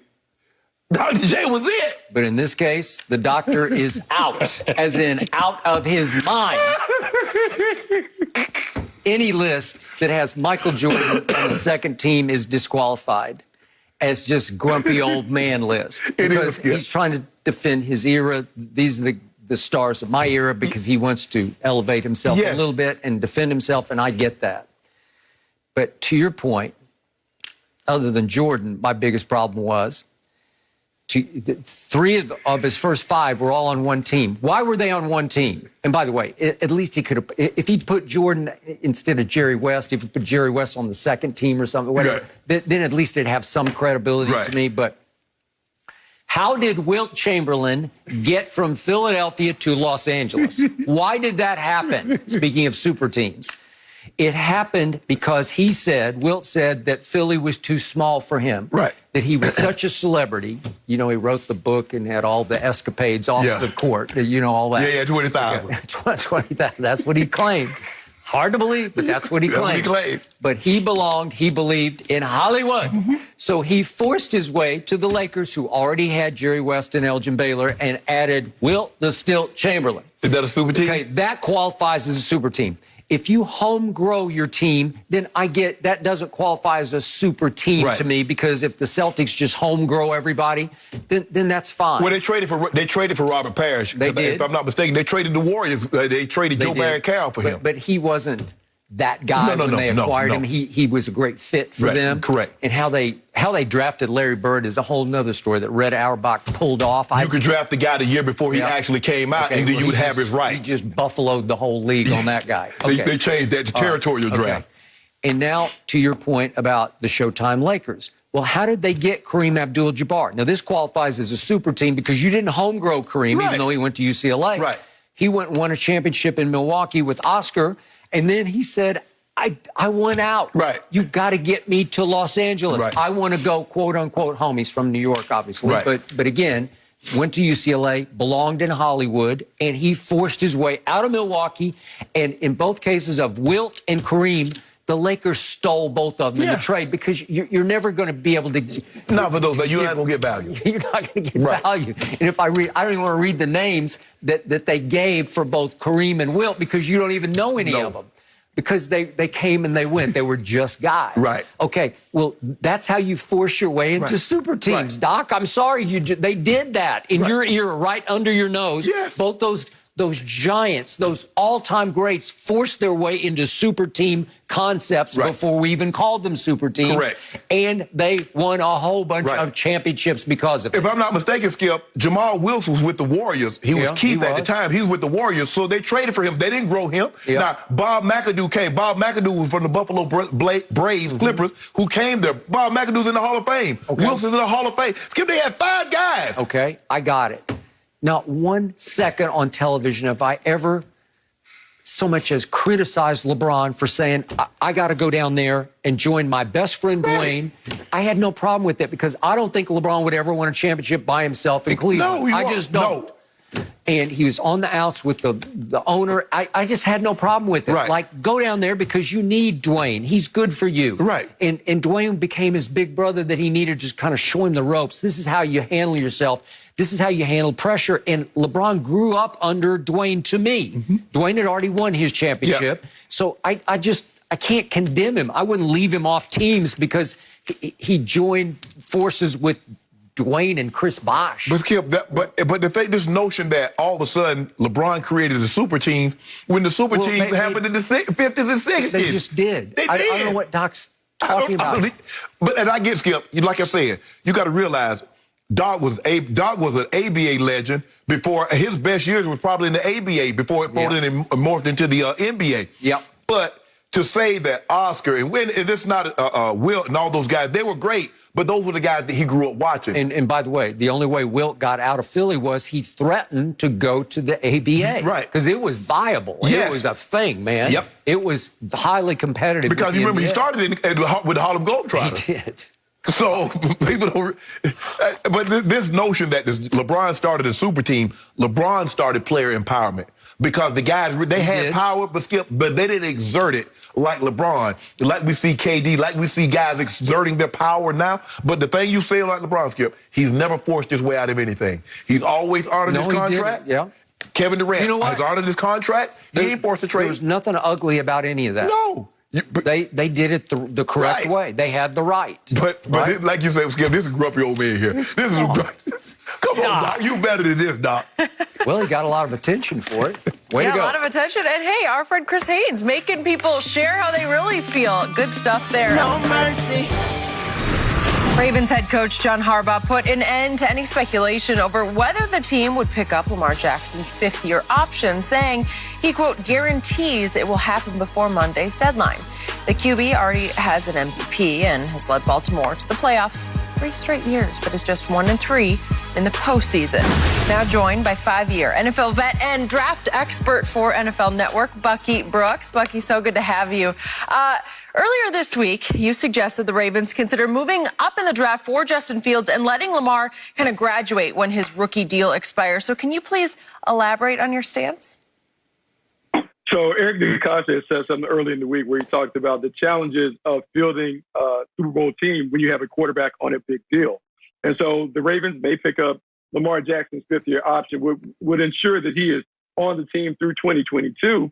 But this would be a great opportunity with 2 first-round picks to maybe get his successor in place if they can't get a deal done. And so the Baltimore Ravens have always been a franchise that have been able to take value picks in the first round, and they parlay those picks in the Pro Bowl. We've seen them do that time and time again. And so if there's a scenario where Justin Fields or Trey Lance is available, the Baltimore Ravens have an opportunity to grab a quarterback, keep him on a rookie deal, because what we've seen in the last 10 years, 8 of those teams have had a quarterback that was playing on the original rookie contract. Teams will tell you the easiest way to build a Super Bowl contender is to have the quarterback playing on a cost-effective deal, because it allows you to really commit the assets to build up the rest of the team. O-line, playmakers, defense, you do those things. So Lamar Jackson on the 5th-year option, $23 million. The going rate for those high-end quarterbacks, we're talking about $40 million now that Dak Prescott has got his deal done. So if there's some kind of contract impasse, the Baltimore Ravens could have a backup plan in place, which would allow them to continue to field a Super Bowl team with a young quarterback in place on a team-friendly deal in a system that has also helped young quarterbacks play at a high level, because we saw with Alex Smith, Colin Kaepernick, and now Lamar Jackson. So Bucky, I want to make sure I'm hearing you correctly. Now, Lamar Jackson has 37 starts. He's 30-7 in those starts. He's won 2 division titles. He's a league MVP. He's a two-time Pro Bowler. Only Patrick Mahomes in 46 start, who's 38-8. So you mean to tell me you're willing to move on from that for an unknown? So are we sure that Justin Fields or Trey Lance or whomever that you might want Baltimore to select is going to be this? Forget superseding this, be this. Because you're hoping. I know what I got Lamar Jackson. I got an MVP quarterback that could possibly get to the Super Bowl with some more pieces around him. Maybe if I give him a true number 1 receiver, a big body receiver that can make the 50-50 catches, that I don't have to be so perfect with my throws. Hollywood Brown, that's not a knock on Hollywood Brown, but Hollywood Brown is only so big. You need a big body receiver that you don't have to be perfect. And you're willing to give that up because you're going to get an impasse. Now, you do realize, well, if that's the case, you're going to move on. You're going to basically keep a quarterback for like 3 or 4 years and just move on. Yeah, that's what we're saying. We're saying it's the collegiate model. And look, Lamar Jackson is a tipping point, but this is really something that is a holistic plan when it comes to quarterback. For instance, I could just as easily make the same case in Cleveland when it comes to Baker Mayfield. Baker Mayfield, if you don't feel like your quarterback is great, then you don't necessarily commit great dollars to him. The price tag is now $40 million for that quarterback. Whoever comes next, that's what the going rate is. That's where the negotiation starts. So if you're a team that doesn't believe that your quarterback is truly a leader great, then you might be better served to take the college model. Let 1 5-star depart, bring in another 5-star, reset the clock, but keep the team in order. This is something that you have to consider, because remember, we saw the Rams sign that big contract to Jared Goff. We saw the Philadelphia Eagles sign a big contract with Carson Wentz. Both of those guys are no longer there, and it cost them a ton of money and a ton of dead cap space. So rather than being iffy and kind of blindly hand out that contract, maybe you say, you know what, we're good, bro. If you don't want to come in at our terms, we'll find another quarterback because the team is really going to sustain itself with a young quarterback. I think Lamar Jackson is better than all the quarterbacks you just mentioned. Baker Mayfield, Carson Wentz, and Jared Goff. That guy has a unanimous MVP. There have only been a handful of those in NFL history. He's been one in his second year. He's led the league in touchdown passes. I don't believe any of those other guys have led the league in touchdown passes. He's gone to playoffs 3 times in his first 3 years. He's won 2 division titles. I'm not so sure I'm getting off of that. I believe we can find a common ground, but that's the going rate. The going rate is $40+ million. I don't believe it's sustainable in the NFL, the college model, where, well, you know what? We had this guy for 3 or 4 years. We're going to move on. There's no way that's sustainable. College, you can do that because that's always, I don't believe you can do that and be successful in the NFL. Not at that position. So now let's go back and let's lose Lamar Jackson. And look, this is going to be misconstrued, but I'm okay with it. Like, so Lamar Jackson is great. One of his biggest supporters when it comes to his game and the way that he plays. But let's just think about it this way. When John Harbaugh switched the system before Lamar Jackson's second year, he said, look, we're going to be the army of the National Football League. The way that we play is a little more systematic. We run it heavy. When you look at college football, there are more guys that play the game like Trey Lance and even Lamar Jackson in terms of using their legs, being able to be those running, active, mobile quarterbacks than there are those traditional pocket passes. So the pool is plentiful when it comes to finding those dynamic playmakers to play this read option style that they're doing. Now, can I say that they can absolutely replace what Lamar Jackson does? No. However, you still can run this offense. You still can run it because Trey Lance ran for 1,100 yards that 1 year at North Dakota State. Lamar Jackson ran for 1,500 at Louisville. Not saying that they're the same, but saying each and every year when we look at the college game, more teams are putting their best athlete at quarterback. Most of those guys are available. It gives you an opportunity to run the same system and keep interchanging the quarterback position as we've seen in the college game. Okay, my turn. So, Bucky Brooks, I have huge respect for what you do and your vision of who can and cannot play in the National Football League. I very much disagree with your position on this, but I understand it has some merit here. And by the way, just a quick point of order, why would John Harbaugh have to say on a show, I guarantee we're going to give him his 5th-year option? Why wouldn't you have just done it? Everybody knew that was deadline's Monday. Yeah, exactly. I mean, what do you do? Why are you waiting? Is there any... We might be working on a contract extension, Skip. Oh, well, is that what it is? I don't know. Contract extension. Okay, so to Bucky Brooks' point, the man sitting across from me many times on the show has taken issue with Lamar's ability to throw the football at the NFL level.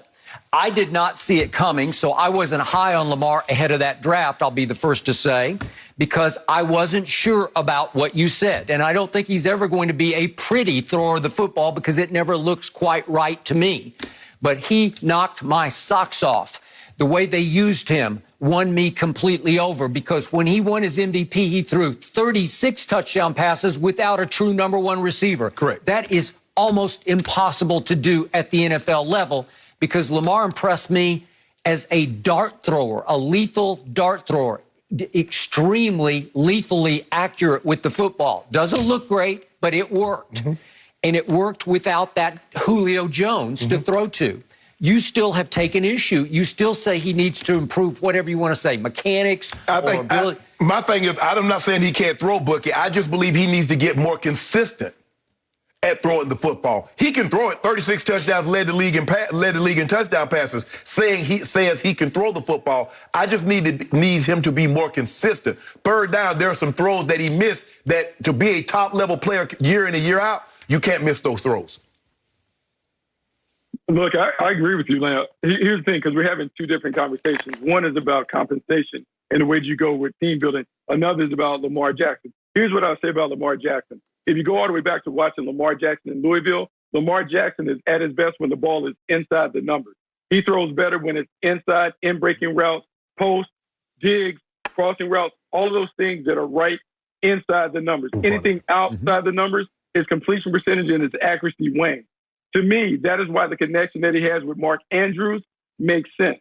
In my mind, if you're the Baltimore Ravens, what would make more sense to me, instead of the little receivers that they have, more big-body playmakers that can create space and expand the strike zone.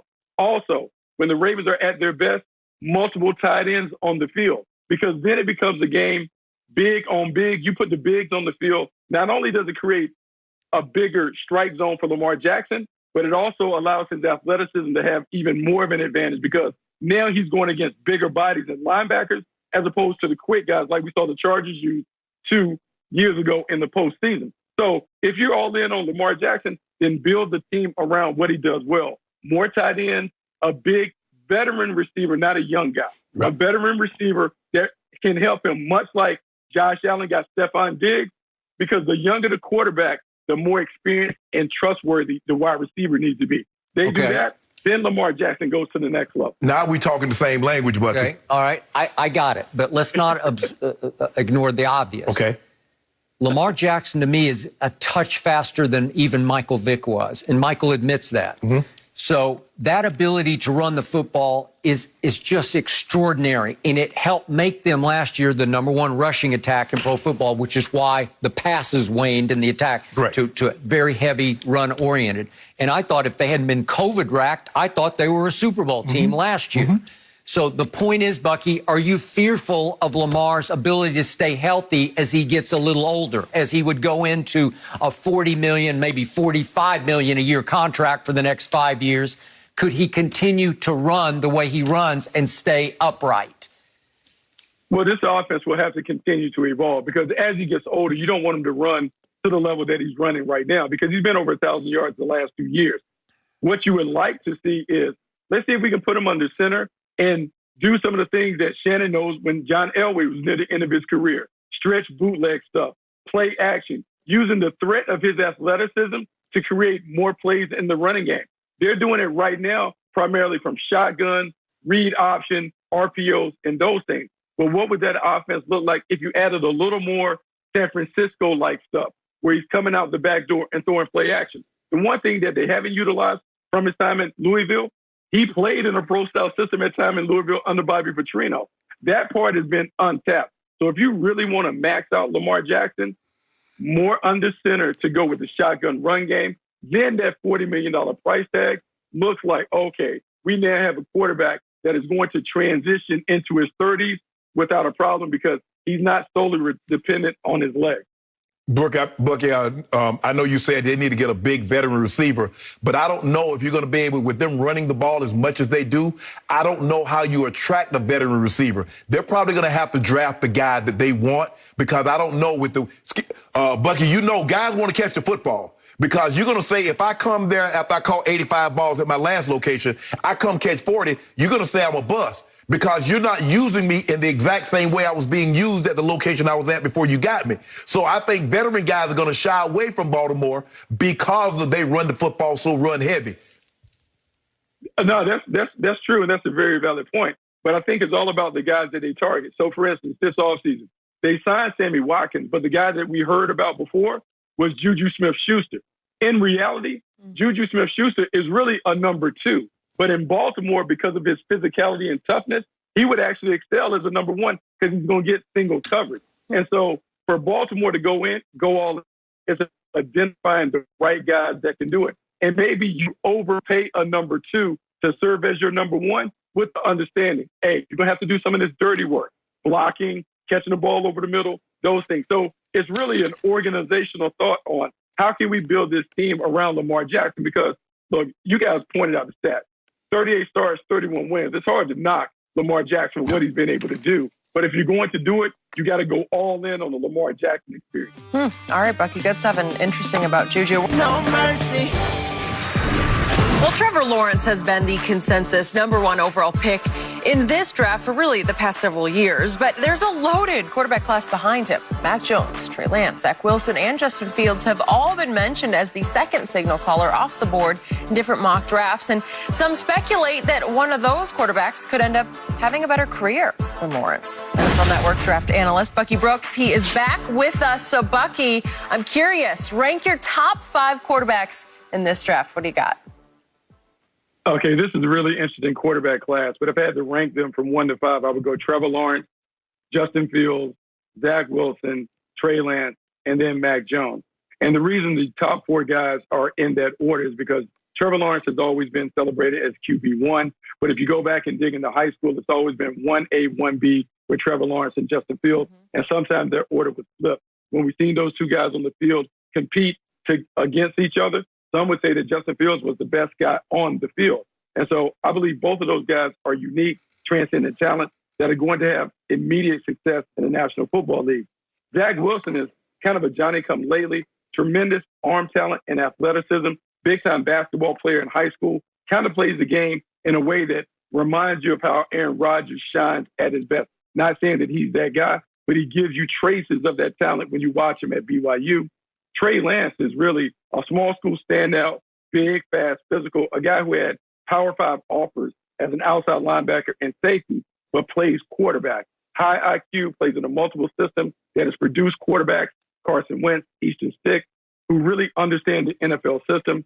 Mac Jones is a little bit of the outlier because he doesn't have the dazzling arm talent or the athleticism of each guy, but he's a point guard. He distributes it. He gets the ball out of his hands. He allows his playmakers to do their work. And for a coordinator who wants to play the game like a video game with Mac Jones as a joystick, it works. So all five guys can have success, but fit ultimately will determine what kind of careers each of these guys have. What about the tape? If I take physicality and say, you're not going to run the 40, you're not going to vertical jump, you're not going to do a 3-cone drill. If you just look at the tape, who has to rank the tape in order? I ranked it in order how I saw it. Trevor Lawrence is unique. He kind of reminds me of Justin Herbert plus, a little more sizzle than Justin Herbert, but he plays like that. When I look at Justin Fields, the comparison will be to Dak Prescott, which is polarizing, which is also why his evaluation may be polarizing to some. Big, physical, tough guy persona. You see that toughness when he plays, takes licks, looks down the barrel of a loaded gun and doesn't flinch. He's a big-time playmaker also. He was a big-time baseball player. You've seen how that's played out for Russell Wilson and Pat Mahomes. Zach Wilson played against lesser competition, so it's not really an apples-to-apples comparison when you compare him to the other two. Okay. That said, the talent jumps. Touch, timing, anticipation, on script, off script. He's maybe the most natural of all of them when it comes to it. Trey Lance is just a freak of nature as an athlete. Mac Jones, the tape, is the conversation that everyone will have. Hey, look at the offensive line. Look at the running back, the playmakers. That said, give him credit for putting the ball in the strike zone. Those guys don't move often. They make plays. It's a lot of yards after catching that offense, but he does a good job of getting the ball so they can play. So it really comes down to style and the fit when it comes to your offense. 3, I think I want to go is 3. If you're in the 30, you're the San Francisco 49ers, you know the type of offense that Kyle Shanahan likes to run. Who's the best fit? Who do you believe is the best fit for that offense? You know, it's funny because like Shannon, you can give him different examples, right? Yeah. If he wants the Matt Ryan, Kirk Cousins thing, look, Mac Jones is the guy. Mac Jones can do all this stuff that Matt Ryan and Kirk Cousins were able to do from the pocket. He can roll out, he can do all of that stuff and just deliver time and time again. But then if you want that stuff plus what he was able to do with RG3, then it becomes Trey Lance and Justin Fields. And in that scenario, I would rate Justin Fields ahead of Trey Lance, but I can see why Trey Lance might be their guy. When you watch Trey Lance at North Dakota State, he gets up under center. He runs traditional pro-style concepts on one play, then he backs up, he's in the shotgun, running zone read. So when you think about the San Francisco 49ers and what they could do, he could make both of his playbooks and create a super offense with Trey Lance and those dynamic weapons that he has on the side. Deebo Samuel, Brandon Ayuk, George Kittle, the zone run game that they have. It could be terrific. And I say he could do it with anybody. I think the thing that he has to evaluate is, in the division, right now I currently have maybe the worst quarterback in the division. Can I get a quarterback that can give me a chance to overtake Russell Wilson, Matthew Stafford, and Kyler Murray? Which of those quarterbacks gives me that chance? In my mind, I'm thinking Justin Fields or Trey Lance would give him a greater chance to have eventually the best quarterback in the division over Mac Jones. You want to go? No, I'm good. Go ahead. All right, back to your list, Bucky.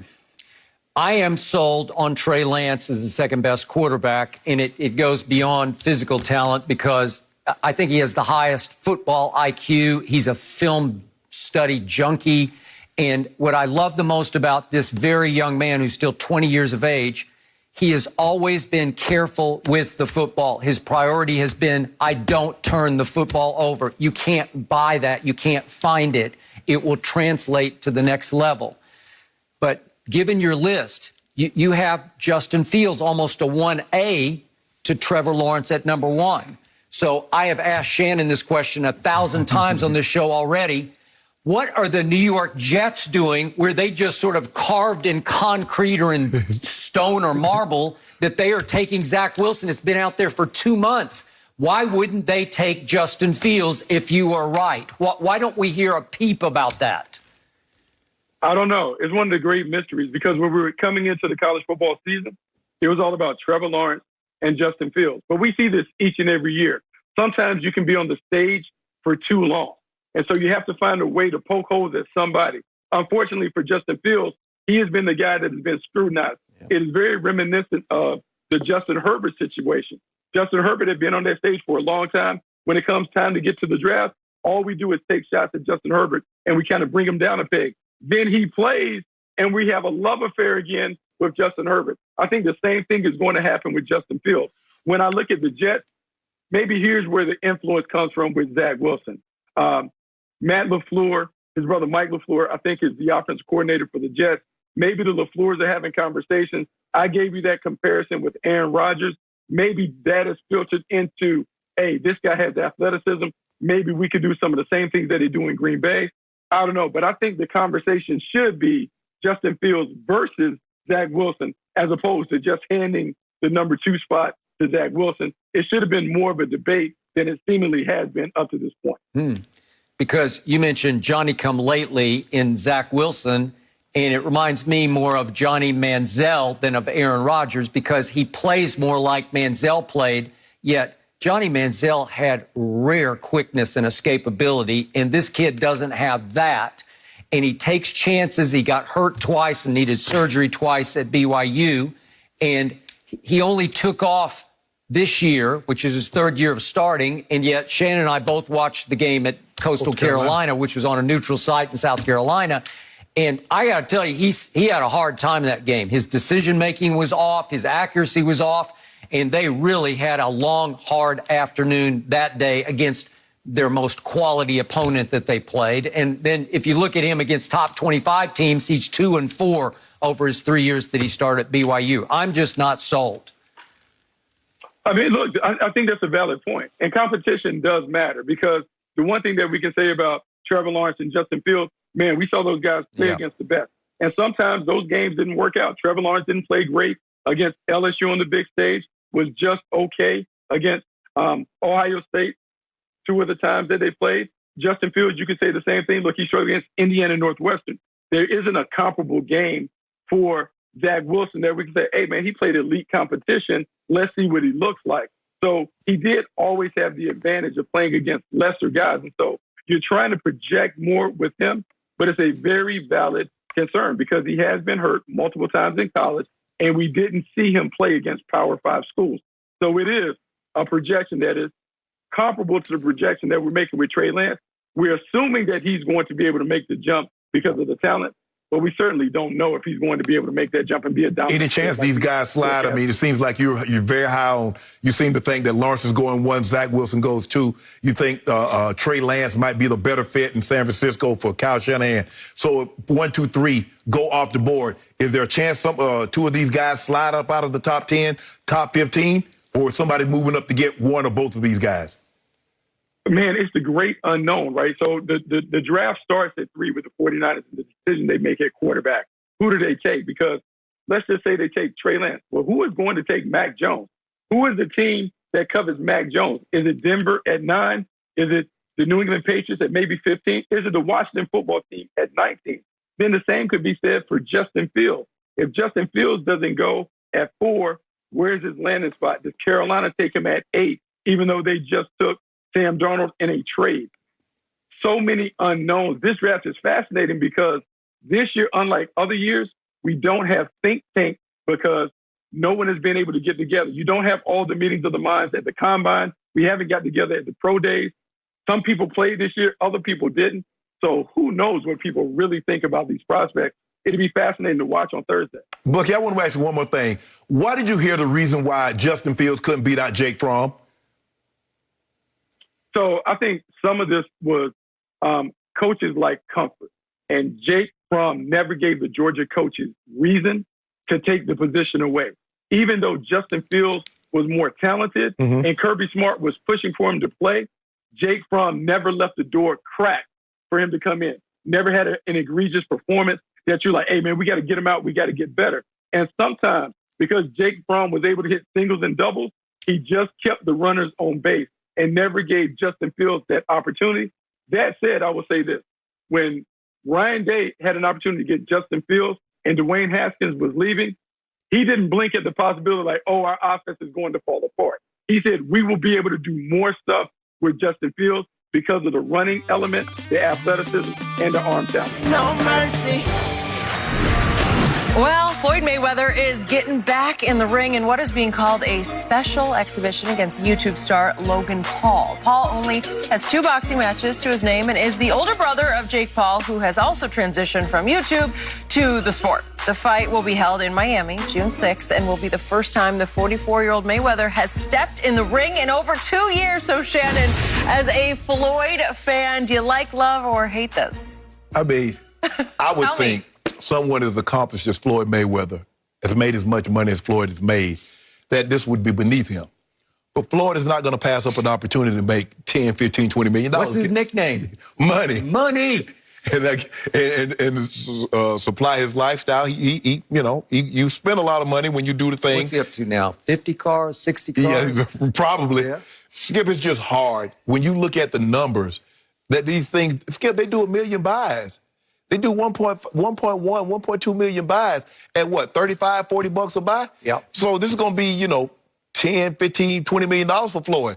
I just need to call Fox Bet and see what kind of I can get for my money. Because I'm definitely betting on Floyd. I'm betting on Floyd, and Floyd going to go ahead. As a matter of fact, I'm going to call Floyd today and see how much can I bet, make me a little quick payday. Well, are there any odds on this? They got to be odds. Man, Fox Bet and Vegas put odds on everything. What is Logan Paul's ring record right now? It's 0-1 because he lost to another YouTuber. Well, okay, that's good enough for me. So is this a fair fight? No. You remember what Floyd did back in December of 2018 when he went to Japan and fought the kickboxer? Yep. And he knocked him down 3 times in the first round, and the corner for the kickboxer just waving the fight off? Do you remember that? Yeah, I do remember that, Skip, but sometimes I think you think you're good at something until you get up there with a pro. Like you said, you made the Steph Curry analogy. Steph Curry, by all indication, to an average guy, is a great golfer.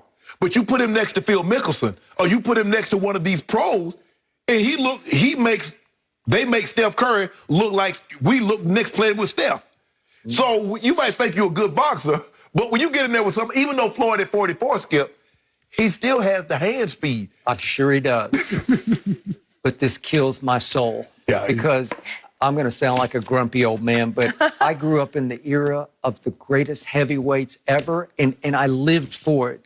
It was Ali and Frazier and Foreman and Ken Norton, Larry Holmes. Then Larry Holmes came along a little later, and it was just greatness against greatness, and it seemed like it happened every weekend. Right.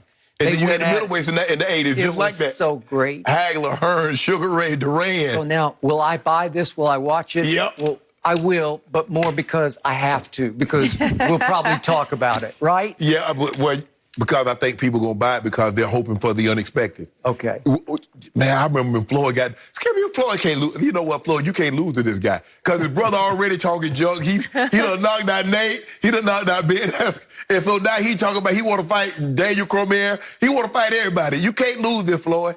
But Money Mayweather is a shrewd operator. Yeah. And if they offer, God knows how much you could make off this, but I'm sure it's significant. Oh, it's for man. It might do where normally they do one. I think when the brother fought Nate Robinson, they did over 1 million buys. Yep. This Floyd Mayweather with a bigger name, so it might do 2 million buys. Skip. Okay, so I can't be hypocritical about this because my man Muhammad Ali, in the middle of his career, he's 34 years of age. He took on a kickboxer over in Tokyo. Right. Do you remember this? Inoki. Yeah. And it was a big deal, but it was a little bit of a clown show. Right. You know. And yet, what happened? That night, to me, was the birth of MMA because Muhammad Ali credible. Like he was still going to take. Right. He still had bouts to go with Ernie Shavers and 2 with Leon Spinks and then Larry Holmes. So that came after he fought the kickboxer, and they actually fought. And they went 15 rounds, and he got kicked in the leg. Do you remember this? Both legs. 107 leg kicks he sustained, and it caused blood clots that nearly led to the amputation of one of Ali's legs because he dared to engage in a kickboxing match with Inoki. Right. In Tokyo. And he also wrestled Gorilla Monsoon, Skip, but that was more of an exhibition. Okay. That's where the Rocky Hulk Hogan Thunderlips came from, because that was a knockoff of that. But Skip, look, I would prefer like the YouTuber guys fight YouTuber guys. But Floyd, like you said, Floyd is giving this credibility. That's Floyd Mayweather, Skip. The guy's unbeaten in 50 fights. Yeah, but he just rolled out of bed and said, wait a second, you want to give me like $100 million? Yeah, I'll take it. He rolled out of bed like, oh, how long is it going to go? 3 rounds, 4 rounds, 20 million? All right, I'm there. Well, he's probably thinking what he did to his kickboxer, and it lasted half a round. Right. Because Floyd always stays in shape. I mean, he walks around at 155. He's smaller than Devontae Smith. So it's not going to take him but a month to get in shape. June 6th. So he has, 6 weeks? And what he's got going for him, he's the greatest defensive fighter ever. Yes. So is he going to get hit? No. Probably not. He's not going to get hit. Probably not. Sorry. And he's going to be able to sneak punches in there. Like I said, he's a pro fighter. They can sneak punches that you don't even see coming, and from angles that you don't see coming. I mean, Conor versus Floyd, I bought that. You're right. I'm into that. 'Cause that had some credibility to me. Because Conor had a background, even though he was not, Skip, he wasn't, but he boxed as a young child growing boxed. up. Yeah. I just know who ain't getting in the ring with him. YouTube is the new thing. I say we go on the road June 6th. We got to take live. Hey, now that America's opening back up, I'm for that, Jenny. We need to get back on the road, Skip. I mean, I'm up for it. Miami sounds We didn't go into good. no Cowboys game. Just forget that. Yeah, we maybe No. Super Bowl, here they come. If that Super Bowl will be here, happens, though. we're definitely going to be there. No mercy. Trey Lance has become one of the most intriguing prospects in the draft, despite only starting 17 games at the FCS level. Evaluators have been split on how high he should go, but that hasn't hurt the confidence of the North State product. In a round of pre-draft media interviews yesterday, he emphasized to both NFL Network and our friends at First Things First that he believes he's, quote, the best quarterback in this class. I'm rooting for the small town Minnesota kids. So, Shannon, is he overrated or underrated? Well, hell, Skip, to be honest with you, all quarterbacks are overrated coming out, because there's no guarantee that because you had success in college, you're going to have success in the NFL. You look at Tom Brady, he's the most accomplished quarterback, arguably the greatest quarterback ever, and he did the least in college of any quarterback that's in the Hall of Fame, Skip. When you break it down, what did he have, 7, 8 starts his senior year? And look at, he got as many Super Bowl wins as he had starts in his college career. Remember, first 7 games of his senior year, he alternated snaps with Drew Henson, thanks to Lloyd Carr's brilliance. Okay. So, for me, Skip, look, I think Mac Jones' tape is better than Trey Lance's tape. But Bucky said, look, you can do more. There's a higher ceiling with Trey Lance because you can do more things because of the athleticism. I'm just looking at it, Skip, in the offense.